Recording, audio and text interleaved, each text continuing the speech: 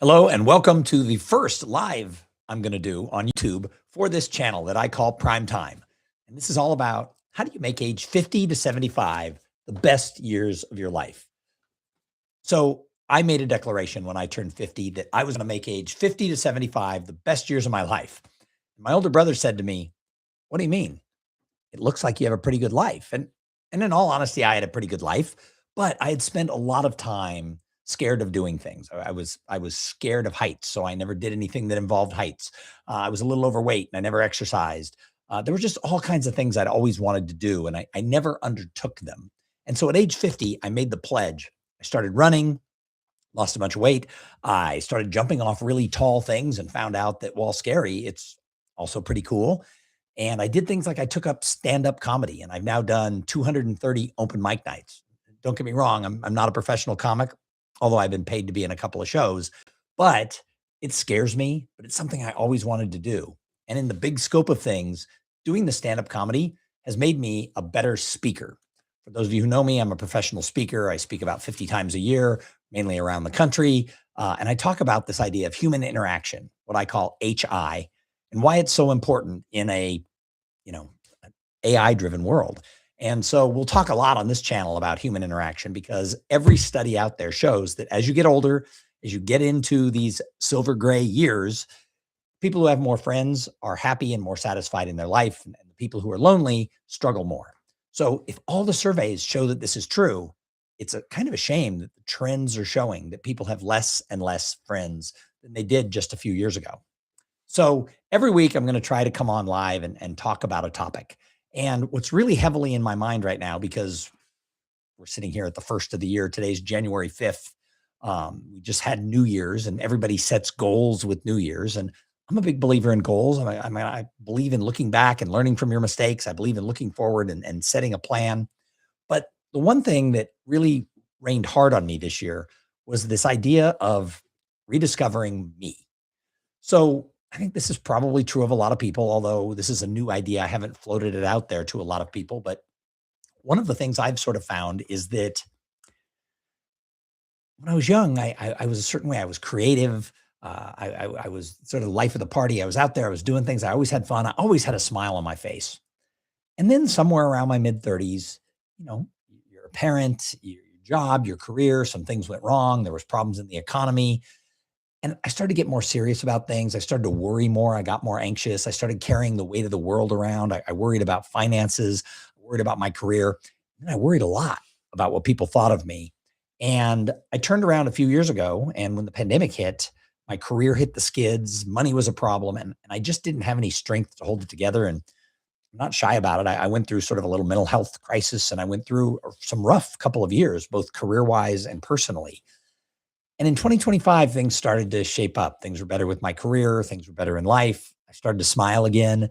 I started to feel like I was myself. And towards the end of the year, it really started to come back. And I really started to rediscover who I am at my core, at my soul. And the fact that I let other people's judgments or things out of my control impact who I am, sort of my personal identity, that was a bummer because I wasted, excuse me, when we're live, you might get a cough. Anyway, a lot of people, I wasted time. I wasted really embracing myself and embracing happiness. So this year, I'm really focused on how do I rediscover who I am at my core, and I want to encourage other people to do that. Now, full disclosure, I do a little bit of coaching of people who are turning 50, who found this channel and they just want someone to talk to. I'm not a therapist. In fact, a couple people I've talked to, I won't work with them unless they're seeing a therapist because that's not my role. However, I really do believe, even though I'm 10 years into it and I'm sliding in towards 60, I believe that if you make a conscious effort to make age 50 to 75 the best years of your life, you can really have some great times along the way. So I started this when I was 50, and for 5 years, everything seemed to go pretty good. And then the pandemic hit, and those were not the best years of my life. But part of that is it's part of the story. I didn't expect ever to have like just, rainbows and flowers for 25 years. But I also went through the worst time of my life. But it reminded me that feeling good and being happy and being in touch with who I am, it really matters. So I've got 3 things for you I want to give you advice for as we get into this year. If you're watching this video on replay, And that is number one, pick your identity. Really decide, who are you? What kind of a person are you? And what really matters you? What moves you on a daily basis? And how do you want people to see you? And then live as that person. I mean, that's who you really are. Rediscover who you are at your soul. And if you're not, I mean, I'm a smiley, happy guy most of my life, and I really haven't been that for a long time. And get back to that. Find out who you are at your core, embrace it, and move forward. And grasp hold of that identity. Maybe you make a list and remind yourself every single day, this is who I am, and this is the way I behave. This is how I accept other people. This is where I find joy in my life. But pick that identity and really focus on it. And it's not going to be perfect. You're going to slide backwards. I find this happening all the time. Is I'm like, wait a minute, I took 2 steps forward and now I'm taking a step back. Well, that's part of life. But if you know who you are and who you want to be and how you want to behave, and really how you want to treat other people and how you don't want to let other people trigger you. One of the things that happened to me is I allowed some real asshats to trigger me in a negative way, and why I would give power to people who really don't matter, to give power over my mood and how I see myself and how I look at my future. I had to get past that. And I'm doing a good job of that. But also, some people you do care about sometimes do things they don't mean to. They care about you. It's your spouse, it's your sibling, it's your coworkers, it's your parent, it's your kid. They do something that just drags you down and eats you up inside. And then you start to lose that self footing and lose that self identity. Well, don't give them the power either. So, my first tip is figure out your identity and try to live by it every single day. The second thing is just a small daily rule.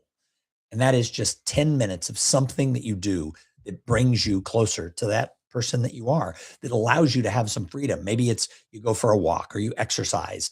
Maybe you read a book. Maybe you journal. Just every day, take 10 minutes out to do something for you that makes you feel better and makes you get clear with who you are and what you're trying to accomplish. And the third tip is every week, 2 people. It's the 2 people rule every single week. And that is connect or reconnect with somebody. Every single week, you should be making some sort of a connection with a new person because not everybody's going to become a friend. You're not going to have a best friendship with everybody that you meet. But if you stay home and don't connect with people and you choose not to go to those networking events, you don't go to the corporate Christmas party or things like that, you're leaving opportunity on the table because all opportunities in life come from people.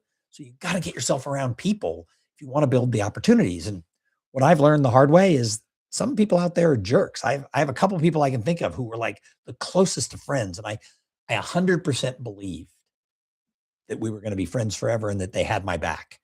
And then for whatever reason, and I've tried to dissect and peel that onion back, and I've come to the realization it's their reason. It's nothing that I particularly did. They sort of decided to ghost me as their friend and moved on to better people. And I'll tell you what, that really hurts. But at the end of the day, fortunately, I had a big enough circle of friends where when I look back on it, hell with them, whatever. So don't think that if you go out and start meeting people, everybody's going to be your friend, or don't get totally jaded if you meet somebody and they screw you over. What you really need to do is start participating in your local community, in your industry, in your faith community, in your company.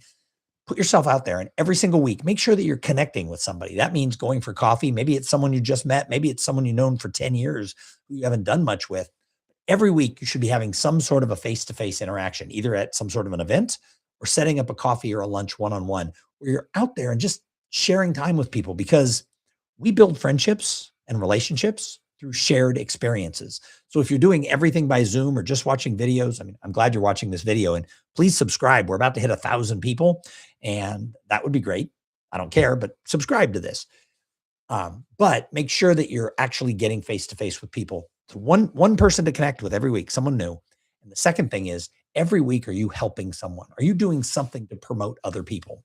I really believe that if we're just promoting ourselves on social media, I've got a couple of channels. I have a business. I promote myself. But if that's all we do, it's kind of just icky. And it's why social media is not what it was 10, 15 years ago. It's why we all hate it so much is everybody's like, look at me, buy my stuff. Look at me, buy my stuff. Look at me, buy my stuff. Blah, if that's all that we do.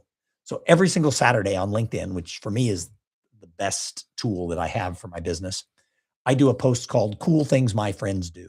And every single week, I highlight someone in my professional life, amongst my friends or my family, who's doing something really interesting in their career. And I just write about it and I link to them. You'd think if you do that for 52 people a year, wow, how many people are doing that for you? Honest to God, not that many, but that's not why I do it. Now, a couple of people understand how the world works. And if you help them, they're going to help you. But most people aren't. Most people are like, he helped me. Yay. And they move on to get more attention for themselves. But I do it every week anyway. It's just cool things my friends do.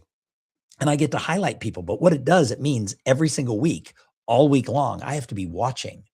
Or what is someone I know doing? What are they doing that's fun, that's cool, that's exciting, that other people should know about? And so I'm paying attention to what people are doing. I'm looking for a way to help.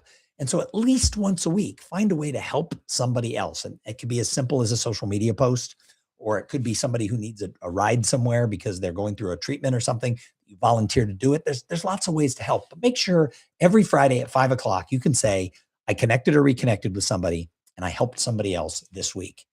If you do those three things, find your identity, have a couple of minutes just for yourself every single day. And if every week you follow the 2-person rule, 2026 is going to be a great year. You're going to find a lot of good things are going your way. So anyway, this was the first of my live broadcasts that I'm going to do on YouTube. Like I said, if you like it, go ahead and subscribe. But please feel free to leave comments. I look for feedback on this. These are just short videos. I think we've been going about 11 minutes. I'm not going to take up a lot of your time, but I would love to have your feedback. And I would love for you to share your stories about what you're doing to make this age 50 to 75 your prime time, and how you're making age 50 to 75 the best years of your life. Thanks for tuning in and watching this. And what's great is I don't even know how to turn it off. There we go. Found the button. Bye.